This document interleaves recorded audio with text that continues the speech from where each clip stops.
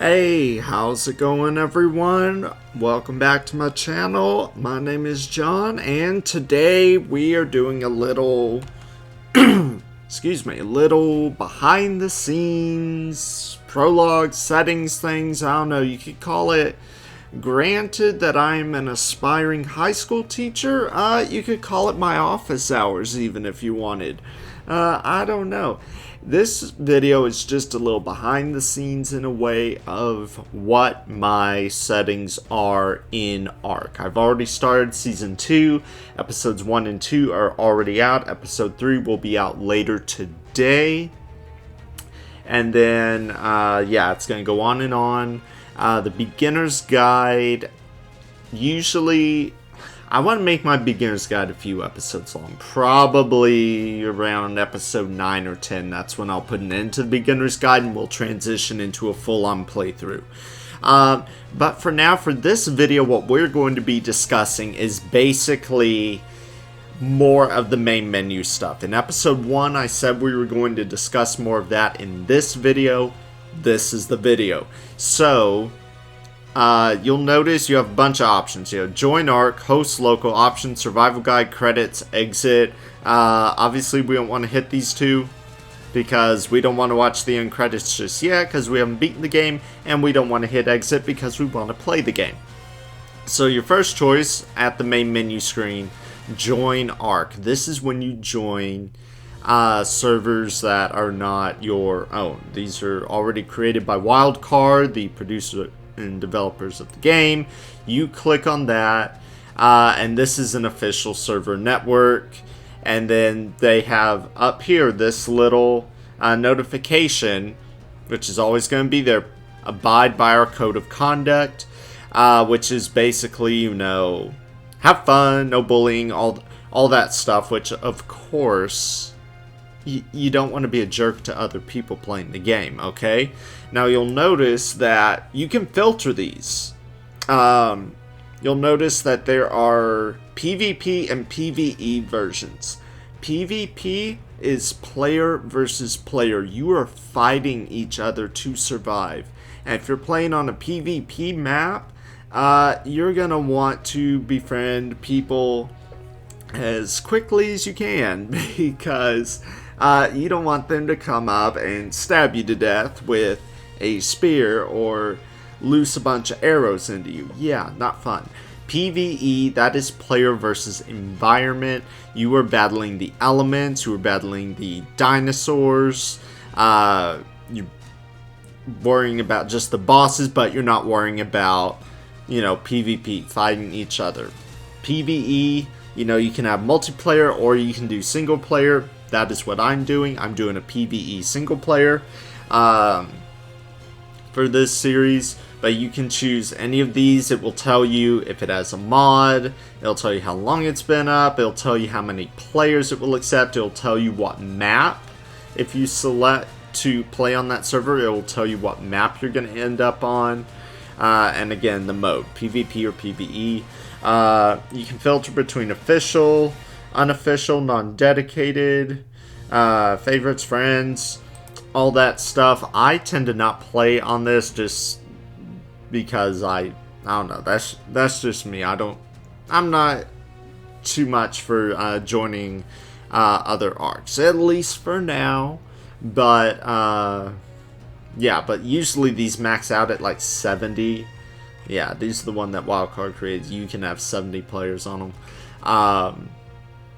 But yeah, that is when you are joining an ARK. And you can filter through which map you want to play on. So let's say we want to play on the island only. Well, these are all of the ARKs for the island. Let's say we wanted to play Extinction. These are all the Extinction ones that are set up. Let's say we want to play on Ragnarok. Ragnarok all set up here. Valgero, that's the general spiel with all these. Now, sometimes it'll go above 70, but yeah, I don't really have too much details on that.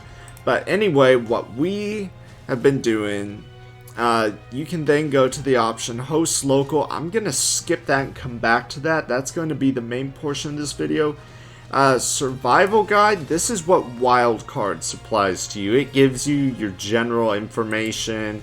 It tells you, you know, about your HUD, your radial wheel, your inventory, XP, you know, how all that fun stuff works. Crafting, creatures, navigation, all that good stuff. Now, options. This is where you get to set things up, and I've turned the music down. You guys, it may be like, I can barely hear the music. Yeah, I've turned it down because it's blaring in my ears right now, and I don't want that. But the audio, master volume, music, SFX, voice volume, ambient, MPC, I generally have the music volume all the way up there just because I love the music. But the main menu music, I don't want it blurring in my ears this loud, because the music in the game, it's very, very important. You can actually tell when you're under attack before you even see a dino. So let's say a raptor's running up to eat your face, you will often hear the music before you see the raptor.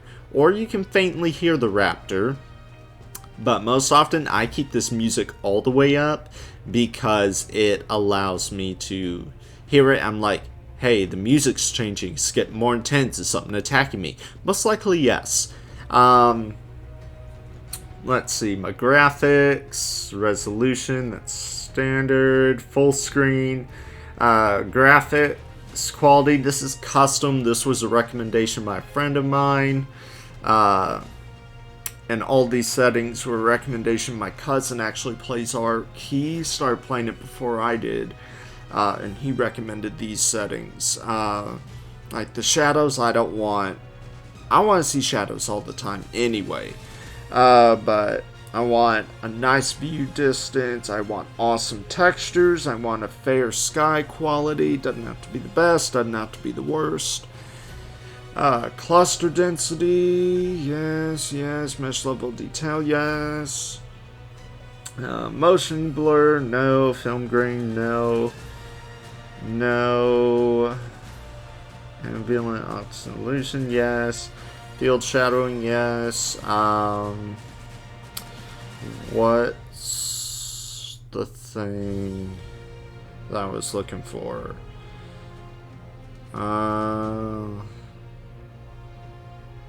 Camera shake scale, yeah. Yeah. Invert 1, no. Let's see. Where was it? I can't remember which one it was. I cannot remember which of these it is. I feel incredibly stupid by not remembering.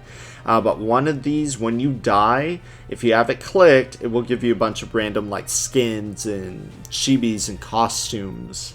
I want to say it's one of. I want to say it's this one. I don't know. I'll have to look it up. I cannot remember. But I'll let you guys know when I find that out. But yeah, these are the general options I've set up. The only thing that is offset right now is the music volume. It's usually all the way up.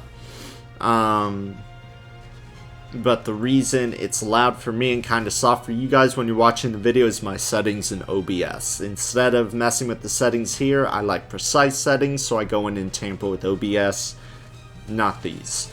So whenever you change something, I always click apply and save because I don't want it to undo itself. Advanced setting. Oh, it could be under advanced. See, there I am. I'm dumb. I normally don't go over options. Blood damage overlay, yes. Floating names, yes.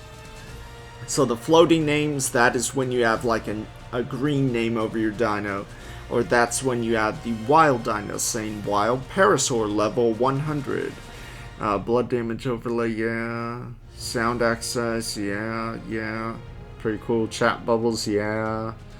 Yes. Fahrenheit, yes, because I do not know how to calculate Celsius. Torpidity effect. This, when your torpor goes up significantly, you'll get a purple hue around the screen, and that's your warning that you're about to faint. You're about to go unconscious because you've taken on so much torpor. So always have that checked. And the blood damage overlay, that lets you know, you'll start getting this red hue and let you know, hey, you're injured, you're about to die. Eat something, drink some med brews, stuff like that. Crosshair, yes, it makes whenever you're shooting something. Very important. Hit markers, yes. That's that little thud sound when you loose an arrow at something. We haven't covered, I don't think we've covered bow and arrow yet, but when we do, you'll hear a little thud when you shoot something to like tame it or something. You'll hear a little sound. Color item names, yeah. Menu transitions, disable menu music, no. Give default survivor items. Hide floating player names, no. Show item select button, play action, wheel sound, yes. Also, it's unchecked. Give default survivor item, so that is usually when you get that, but that is unchecked, huh? Have to figure it out. And then here, keyboard settings. WASD for running around. Left shift is sprinting. Jump is spacebar. Crouch is C. Prone is X. That is when you're crawling on your belly. Or in this case, in this game, you don't have belly. You have a six-pack. Toggle sprint. Right shift. Turn right is right. Left, look up, look down, attacking, left, right, reload, R, the use button is E, melee pistol whip, left control, defecate is the addition. You're gonna need poop a lot, so I usually wait until something defecates on its own. I don't force it to defecate. Toggle fist Q. So let's say you have your pick equipped and you want to quickly get rid of it, unequip it without having to hit the hotkey you've assigned to it or opening up your inventory and unequipping it. Just hit Q and that'll do that. Toggle orbit camera, that's K mode. That's when you are that's the mode I usually go into when I'm opening my videos. And when I'm closing them out, scroll up, scroll down. You zoom in, you go into first person. You zoom out, you go into third person. Your slots, for me it's default. It's the 1 through 0 keys. Drag body is G, inventory I, craftable V. Target inventory. If you're mounted on a dino and you hit F, that's when you open both your inventory and theirs at the same time. Tribe manager, no, that's not necessary. Map, M. Map markers, P, that's when you have a GPS device and your map up at the same time. Console, tab. Tab, that's when you're when you hit tab, you'll notice a little black bar shows up at the bottom. That's where you enter cheat. So if you want to make yourself invisible to dinos that would normally aggro on you, say you want to walk in the middle of a pack of raptors without them aggroing on you, you hit tab, you enter the cheat for that, and then you hit enter, bam, you're invisible, the raptors won't aggro on you, and stuff like that. So that's how you enter cheats.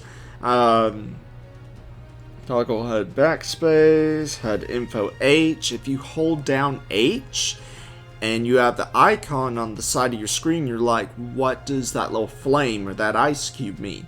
Well, the flame, it'll say you're overheating. The ice cube will say you're freezing. Get somewhere warm. Push to talk is B. Backslash, that's more for when you're playing with friends. Tribe chat, that's with friends. Drop items. When you want to drop out an item, you hit O, yeah. Emote keys, yes. Whistle selection apostrophe. Whistle all move. Whistle all aggressive. J key, all follow me. Never ever hit J in this game, because all of your tames will immediately follow you or whatever you're mounted on. And when you're mounted on something and you hit a follow key, whether it's the J key or it's the T saying follow me, if you were mounted on something and hit one of those keys, it is going to follow wherever your mount goes. Not you, your mount. If you want it to follow you directly, you cannot be mounted on anything. But if you're mounted, let's say you're mounted on a parasaur and you have your raptor pack following you, if you hit follow me while you're mounted on that parasaur, it's going to follow the parasaur. It's not going to follow you. It's going to follow the parasaur. So if the parasaur is accidentally left on passive flee, and I'll get on to what those behaviors are in a minute. I'll get into that in the next actual tutorial episode that'll be out later today. If it's on passive flee and it takes off, guess what? Those raptors are going to follow it. You're going to be on your own. So whatever's chewing you up, guess what? You're on your own. So yeah, if you want something following you directly, so you can say, hey, I'm being chewed up, attack this thing. Yeah, you want to make sure you're not mounted when you make that whistle. Attack my target equals, I have that set up on period for me. I use period, I don't use the equal sign. I don't use these hotkeys either. They always bug out on me. The period's the only one that's reliable for me. Now, air brake, no. And then these gamma thing, I don't touch those. And then this is for if you're playing on Xbox or PlayStation. I don't play console. And then these are your RTS key bindings. Yeah, no thank you. I haven't even messed with that. So now that we've gone over the options, we're going to go over when you're hosting and creating a local ARK. This is where you go to if you want a single player or if you want to set up a private server for just you and a few of your friends. So you can choose single player, dedicated server, procedural ARK, host non-dedicated. Single player is what we're doing right now. Dedicated server, that's your own personal server that you have your friends on. Host non-dedicated session, same as that, except it's not dedicated. So yeah, single player, that's what we're on right now. Mods, the mods that I am using for this season, Structure Plus and Megalosaurus No Sleep Cell. Structure Plus makes your structures like more improved, plus you have a few extra things you can craft, which end up being pretty dang useful later on. But as long as until we transition to a full playthrough, everything is set up using the normal items you craft. And normally I would not play with a mod, because if you're on Xbox or PlayStation, you have no access to mods, which is really weird that only PC players can play with mods. But anyway, and the Megalosaurus No Sleep Saddle. Megalosaurus do go to sleep during the day. I have my day cycle speed changed up so where my day lasts longer. But the longer the day is, the longer your Megalosaurus is going to be asleep. So once we're high enough level to craft a Megalosaurus saddle, I can craft the No Sleep Saddle and it will stay awake. But yeah. So yeah, that's mods for you.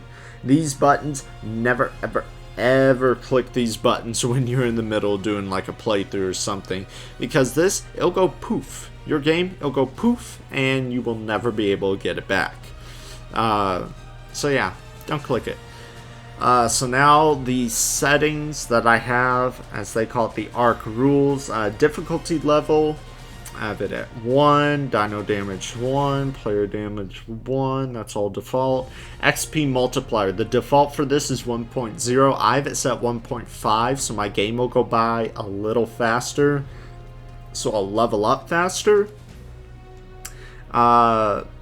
Because I don't want to be stuck at, say, level 35 for, a long time. I want to get that XP pretty quickly so I can keep leveling up pretty quickly. I usually don't go higher than 1.5 because I played this game before I started my YouTube channel. And I learned through playing it before I started my YouTube channel that going above 1.5, I mean, you just fly through that game. You can fly through it in a couple hours in real life. If you have it too high, you can make it all the way to like level, I think you can level up to 135 now. Since the Genesis 2 stuff was released, you have to be like level 135 to get some of it. Yeah, you can zip through the entire game in like one day. So that's why I try to go no higher than 1.5. It'll be 1.25, 1.5. 1.5 is my preference, but if I feel that goes too fast, I'll bring it down to 1.25. I never bring it down to the default of 1.0 because that's just too slow for me. Taming speed. This lets the bigger this number is, the faster things will tame up. So specify scaling factor for taming speed. Higher values makes taming faster. The new default for this is 3.0. I have it set at 6 because it still works if you go beyond, because normally this will only go up to 3. You can make it go beyond 3. So yeah, that's my taming speed, because I want, whenever I'm taming something up, I don't want it to take forever. I don't want to spend a whole hour of real life just staring at the screen saying, alright, tame up, buddy, tame up, you're a super slow tame, get your butt up. Yeah, no, this makes it go by faster, so I'm not doing that as long. Let's see, this is default. See,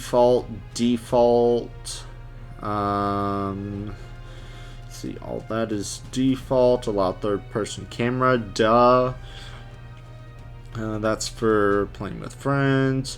Player joined. I have this on just in case, if for some reason whatsoever someone gains access to my single player. I have no idea if that would ever happen, but I would get notified, so that way I can find that person, blacklist them, kick them out of my single player, and that way they would get kicked out, and unfortunately, yeah, that would not look good on their repertoire. So, crosshair, duh. Hardcore mode, no. Disable loot crates, heck no. Let's see, PvE mode. This is really important. When you're high enough level for cryopods, which are ARK's version of little Pokeballs that you can store your dinos in. If you have this checked, there is no cooldown. Normally there's a 300-second cooldown between using a cryopod, but if this is checked, it gets rid of that cooldown, which is awesome, because that cooldown, it's very annoying. Show your map location, duh. Maximum difficulty, duh. PvP gamma, duh. Yeah, because at night, I made gamma. Usually I tend to stop recording at night and then just bring y'all back the very next day, but I don't know. Sometimes I do that. Single player settings. No. This will totally screw you over. If you are... Yeah, modifies variance and statistics for a faster paced survival experience for a lone player small group. No thank you. I like to customize how fast I go by. I don't want to go by super fast, but I don't want to go by too slowly. I want to go by a little fast, but not too fast. Corpse locator, yes. This, if you die, there's going to be a little beacon of a green light shining where you died, so that way you don't have to look for your corpse, because believe it or not, your corpse, it's pretty dang small. So it can be kind of hard to find. Plus, if there's a predator in the area, it's probably going to harvest your corpse, so you're going to have to look for one of those little brown bags. Yeah, no. Have this thing on. Makes finding your corpse a lot easier. Structure placement collision. Yeah, allows you. Yeah, clip into terrain. Yeah, you want to have that. Unlimited respecs. Yes. Flyer speed leveling. Normally, this is disabled by a lot of people. I like to level up my flyers, their movement speed. Some of them, not all of them, but some of them.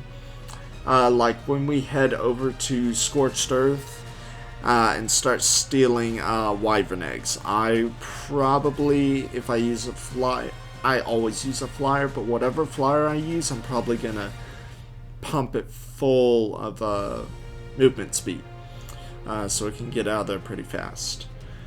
So yeah, that's the general settings. The advanced set and the engrams, these are important. These are all the engrams that you can learn throughout the game. So yeah, you'll find that in the game. PvE timer, no. Tribe war allows tribes in PvE. I don't know why I have that checked, but I'm not going to screw with it. Allow cave building.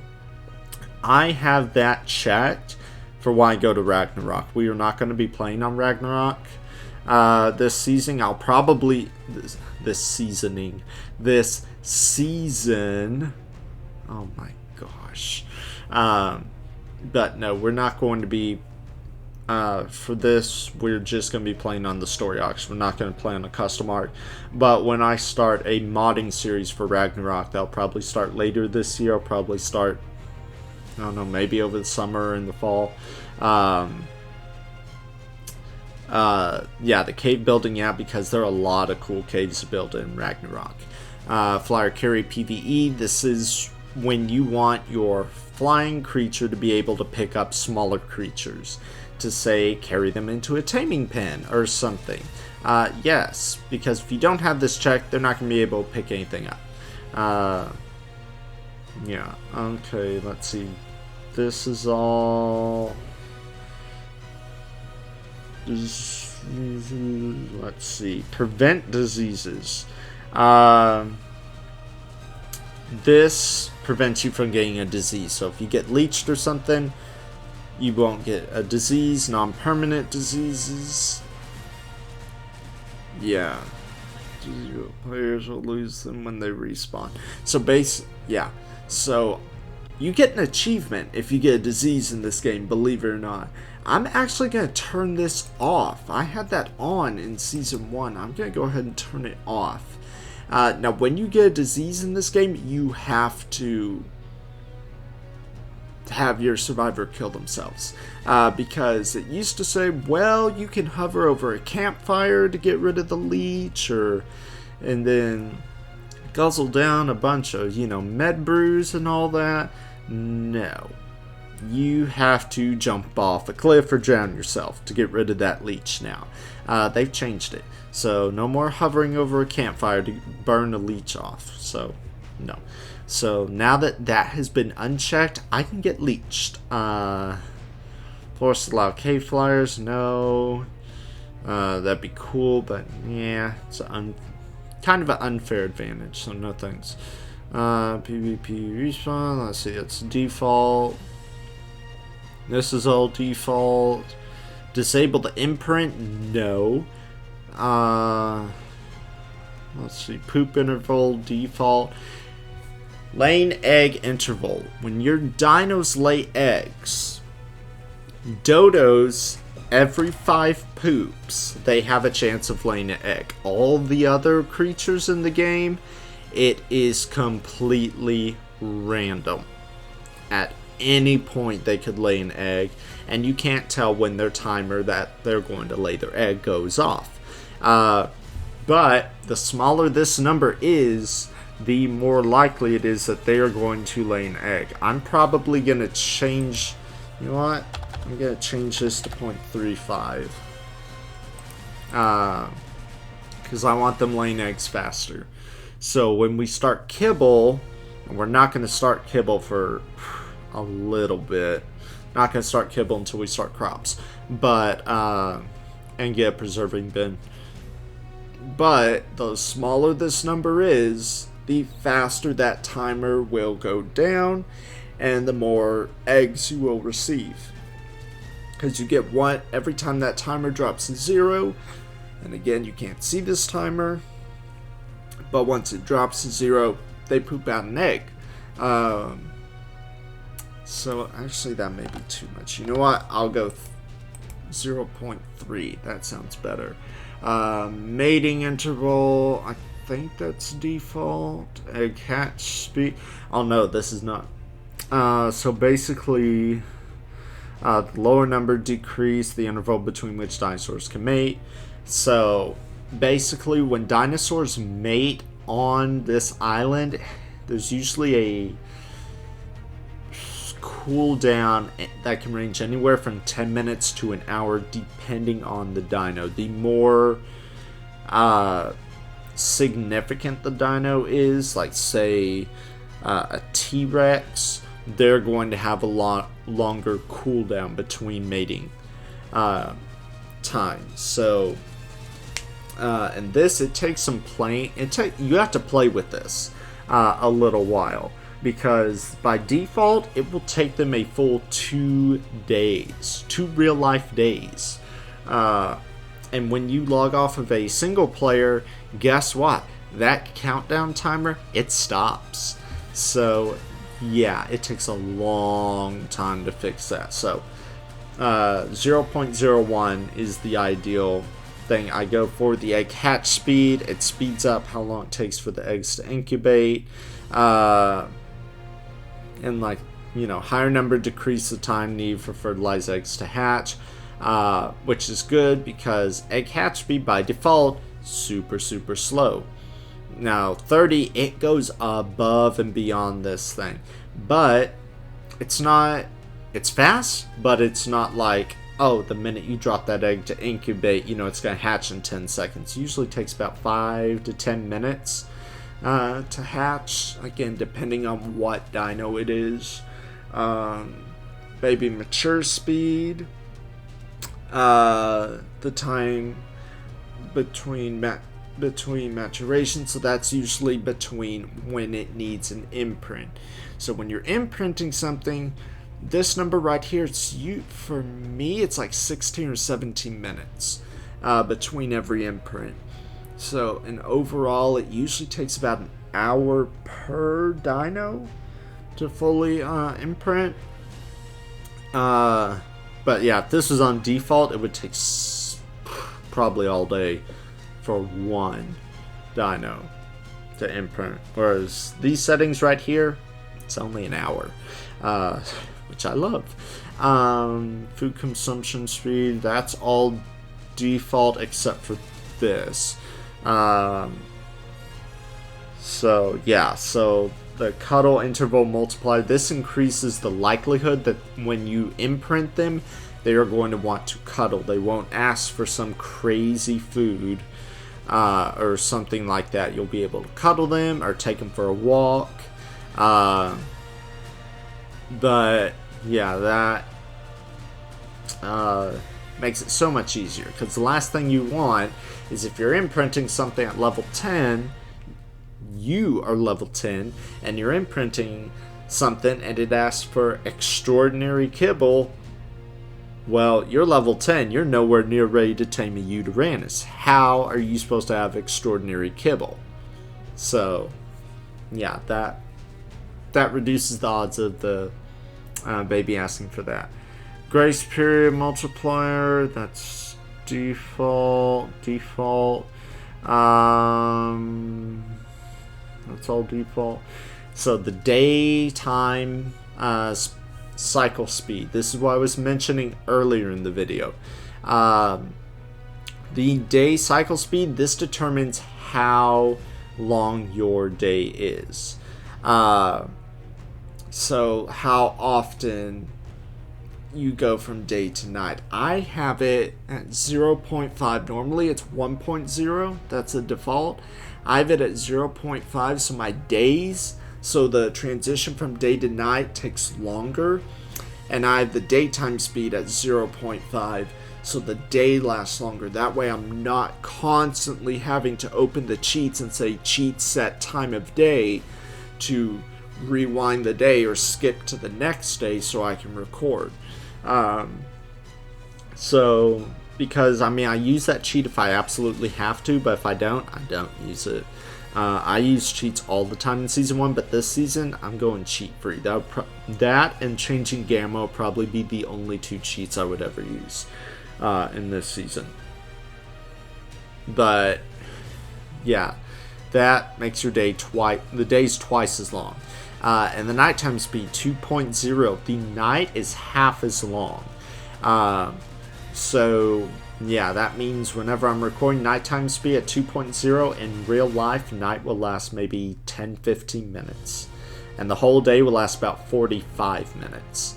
So, again, that makes recording videos a lot more convenient for me. You know, I don't have to worry about, oh, it's getting night, I have to do the cheat, you know, and all that stuff. I don't have to worry about it that much. Sometimes I do, but it's not that often. Now, you want these 3 to be reset to 1.0 when you go to aberration. Aberration, it's very, very important and you have these on 1.0, because aberration, when you go up to the surface, you're going to need to be there a while, because you're going to have to get some trophies from Alpha Surface Reaper Kings, and if night goes by super fast, well, guess what? You know, the sun's going to rise and the surface world is going to be set on fire. Yeah, that's how it works in aberration. The surface, it's on fire. Nighttime is the only safe time to go up there. So, aberration, it's best to have these set at 1.0. But for all other maps, this is fine. These settings are probably the best, but for aberration, definitely change them to default. Spoiling time 2.0, which affects the spoil time on anything organic. Anything organic like berries, meat, seeds, anything that has a spoil timer. Yeah, 2.0 is the spoil timer I've set up. Let's see. This is default. Let's see, default. I don't want my wild dinos on steroids. I don't want my tamed ones on steroids unless they're getting it from the imprint buff.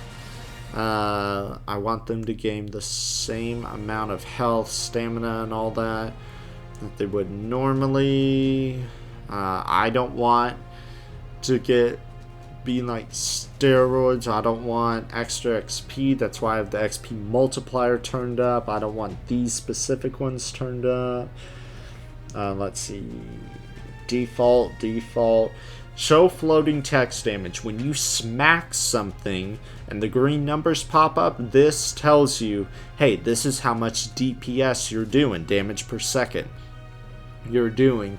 As opposed, if you don't have that clicked, you just have to wait until the thing gets bloody, and you will not know how much DPS you're doing. So this, a lot of people are annoyed by the numbers. I love it because I can tell, okay, my dino is doing plenty of damage. I'm done leveling up melee damage. I can start leveling up hit points, weight, stamina, you know, what have you.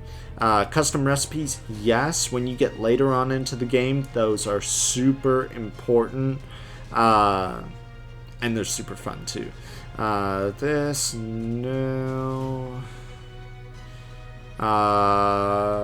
Let's see, that is all default. You know what? Yeah, no, because I'm not going to tame a Titanosaur. So I'm not going to check that. Now, this is something that was added a little bit back.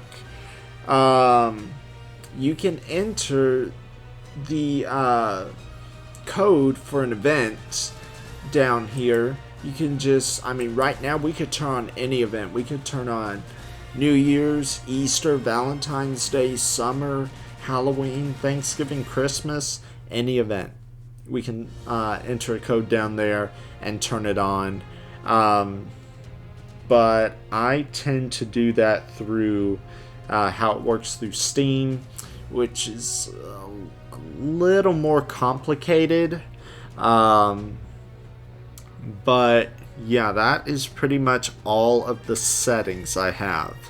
And then the engrams, as I mentioned, that's how, this is just everything you can learn. You have all your tech stuff, and you have your stuff you can learn on all the maps.